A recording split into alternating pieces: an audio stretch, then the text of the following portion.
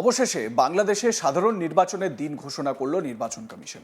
ত্রয়োদশ জাতীয় সংসদ নির্বাচনে ভোট গ্রহণ করা হবে আগামী 12ই ফেব্রুয়ারি। জুলাই জাতীয় সনদ বাস্তবায়নে গণভোট হবে ওই দিন সকাল 7:30 থেকে বিকেল 4:30 পর্যন্ত টানা ভোট গ্রহণ চলবে। 11ই ডিসেম্বর বৃহস্পতিবার সন্ধে 6টায় জাতির উদ্দেশ্যে দেওয়া ভাষণে ভোটের দিন ঘোষণা করেন প্রধান নির্বাচন কমিশনার এএমএম নাসিরউদ্দিন। তার এই ভাষণ বাংলাদেশ টেলিভিশন ও বাংলাদেশ রেডিওতে সম্প্রচার করা হয়। ইসি জানিয়েছেন, এবারের নির্বাচনে মোট ভোটার 12,76,00,000-এর বেশি। প্রবাসী বাংলাদেশি ভোটাররাও পোস্টাল ব্যালটে ভোট দেওয়ার সুযোগ পাবেন। এখনো পর্যন্ত 3 লাখের বেশি প্রবাসী ভোটার ভোট দেওয়ার জন্য রেজিস্ট্রেশন করেছেন। কমিশন জানিয়েছে, মনোনয়ন জমার শেষ তারিখ 29শে ডিসেম্বর। মনোনয়ন যাচাই বাছাই হবে 30শে ডিসেম্বর থেকে 4 জানুয়ারি। রিটার্নিং কর্মকর্তার সিদ্ধান্তের বিরুদ্ধে আপিল দায়ের করা যাবে 11ই জানুয়ারি পর্যন্ত। আপিল নিষ্পত্তি 12 থেকে 18ই জানুয়ারির মধ্যে। প্রার্থীপদ প্রত্যাহারের শেষ সময় 20শে জানুয়ারি। প্রতীক বরাদ্দ 21শে জানুয়ারি। নির্বাচনী প্রচার শুরু 22শে জানুয়ারি থেকে। প্রচার চলবে 10ই ফেব্রুয়ারি সকাল 7:30 পর্যন্ত। জাতীয় নির্বাচন কমিশনার বাংলাদেশের এএমএম নাসিরউদ্দিন কি বলেছেন শুনুন। প্রিয় দেশবাসী, আমি এই পর্যায়ে নির্বাচনী তফসিল তথা নির্বাচন সংক্রান্ত সময়সূচি ঘোষণা করছি। আগামী 2026 সালের ফেব্রুয়ারি মাসের 12 তারিখ রোজ বৃহস্পতিবার 300 আসনে ত্রয়োদশ জাতীয় সংসদ সাধারণ নির্বাচন এবং একই সাথে জুলাই জাতীয় সনদ সংবিধান সংস্কার বাস্তবায়ন আদেশ 2025-এর উপর গণভোট অনুষ্ঠিত হবে।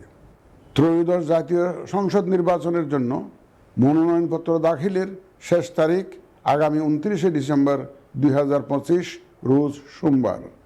মনোনয়নপত্র বাছাই হবে আগামী 30শে ডিসেম্বর 2025 রোজ মঙ্গলবার হতে 4 জানুয়ারি 2026 রোজ রবিবার পর্যন্ত।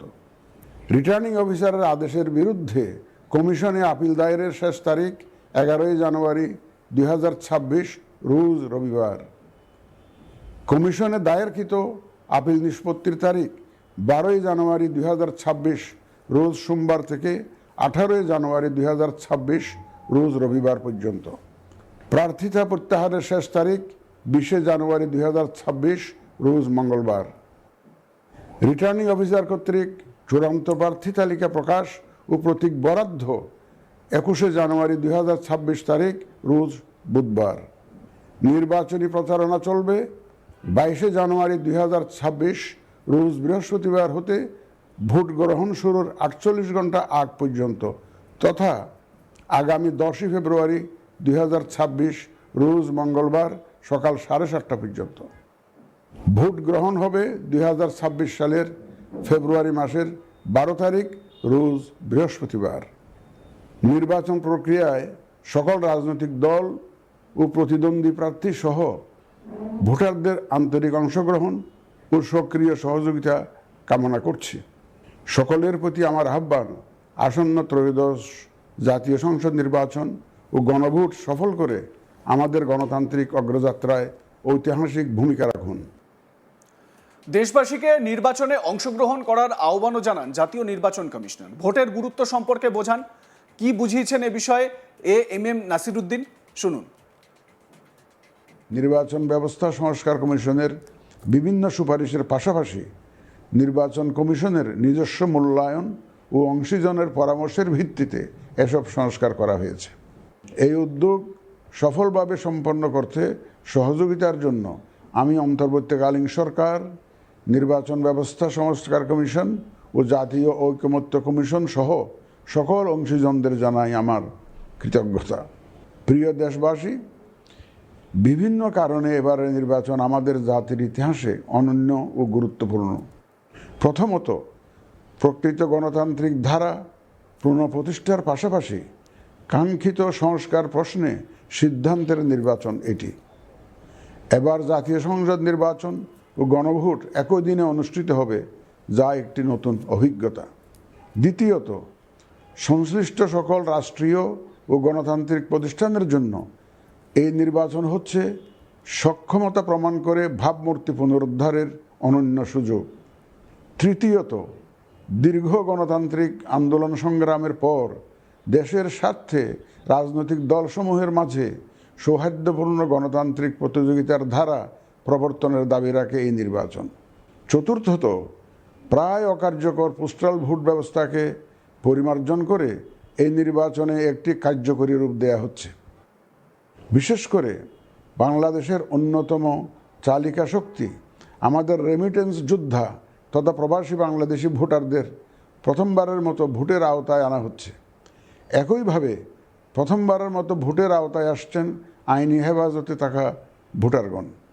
এছাড়াও নিজ নির্বাচনী এলাকার বাইরে কর্মরত সরকারি কর্মচারী এবং নির্বাচন অনুষ্ঠানের সাথে সম্পৃক্ত ব্যক্তিগণ পোস্টাল ব্যালটের মাধ্যমে এবার ভোট দেবেন। প্রিয় ভোটারবৃন্দ, ভোট আপনার শুধু নাগরিক অধিকারই নয়, বরং পবিত্র আমানত ও দায়িত্ব। এই দায়িত্ব সচেতনভাবে আপনারা পালন করবেন, এ আমার বিশ্বাস।